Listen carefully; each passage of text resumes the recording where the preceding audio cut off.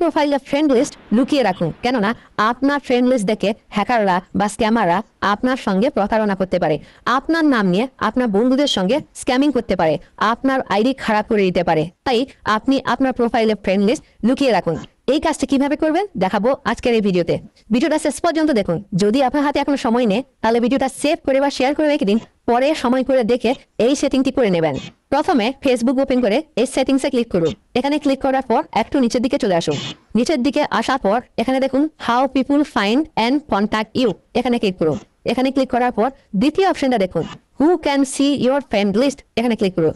এখানে ক্লিক করার পর আপনি এখানে অনেকগুলো অপশন দেখতে পাচ্ছেন, আপনাকে অনলি মি সিলেক্ট করে রাখতে হবে। এটি সিলেক্ট করে রাখলে স্ক্যামাররা বা হ্যাকাররা আপনার ফ্রেন্ড লিস্ট দেখতে পাবে না, আপনার নাম নিয়ে আপনার বন্ধুদের সঙ্গে প্রতারণা করতে পারবে না। আপনি সুরক্ষিত থাকবেন, আপনার আইডি সুরক্ষিত থাকবে।